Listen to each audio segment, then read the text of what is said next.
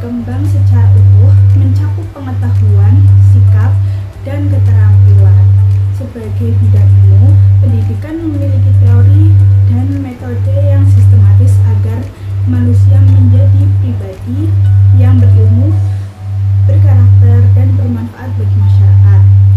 Lalu yang kedua adalah filsafat manusia dan filsafat pendidikan. Filsafat manusia membahas hakikat manusia sebagai makhluk berakal, bermoral, dan bertanggung jawab. Dari sinilah lahir filsafat pendidikan yang berfungsi mengarahkan proses belajar agar mampu mengembangkan seluruh potensi manusia baik di jasmani, rohani, intelektual, dan spiritual. Lalu yang C ada landasan pendidikan. Landasan pendidikan meliputi landasan filosofis, psikologis, sosiologis, dan yuridis. Keempat landasan ini menjadi dasar agar proses pendidikan berjalan sesuai nilai-nilai moral, perkembangan peserta didik berkebutuhan masyarakat, serta hukum yang berlaku. Lalu yang D ada asas-asas nasional dan pendidikan for all, yaitu asas pendidikan nasional antara lain keimanan, kemanusiaan, kebangsaan, dan keadilan.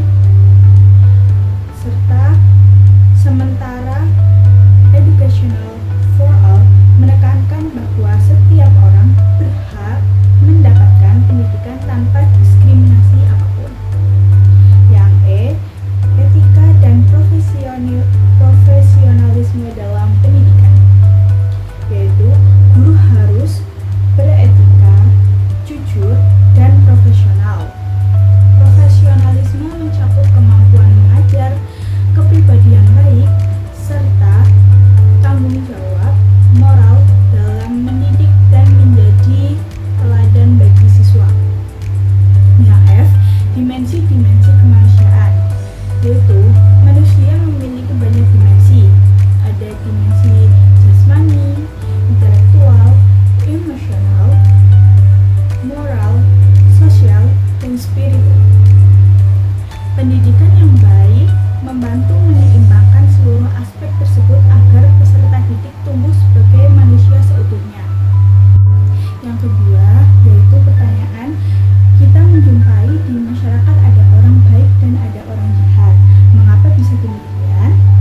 Guru harus mengupayakan agar murid-muridnya ke depan menjadi orang yang baik.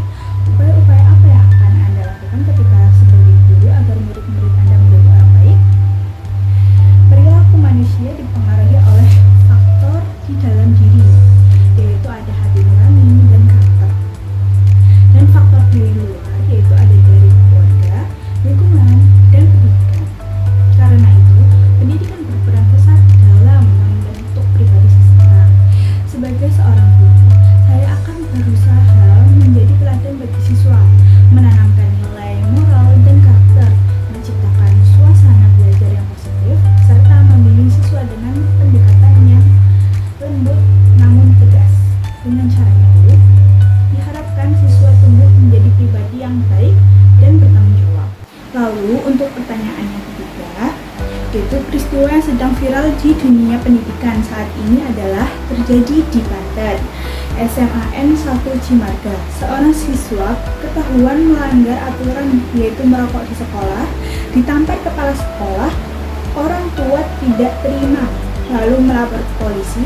Siswa lain juga mogok ke sekolah dan menuntut kepala sekolah dilengsarkan.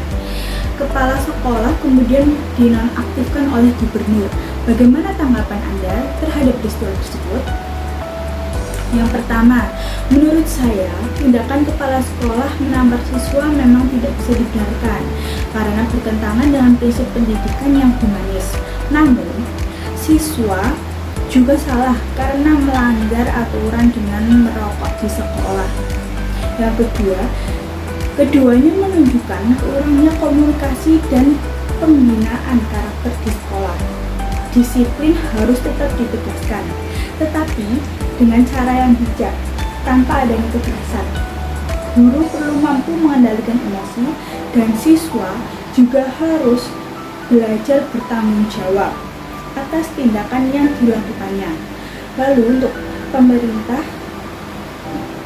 juga sebaiknya menindak secara adil, tidak hanya berdasarkan tekanan publik. Dari semua pembahasan ini, saya belajar bahwa pendidikan bukan hanya dalam pengetahuan, tetapi pendidikan juga merupakan pembentukan karakter serta kemanusiaan. Semoga kita bisa menjadi pendidik yang bijak serta menginspirasi. Sekian dari saya, kurang lebihnya mohon maaf. Assalamualaikum warahmatullahi wabarakatuh.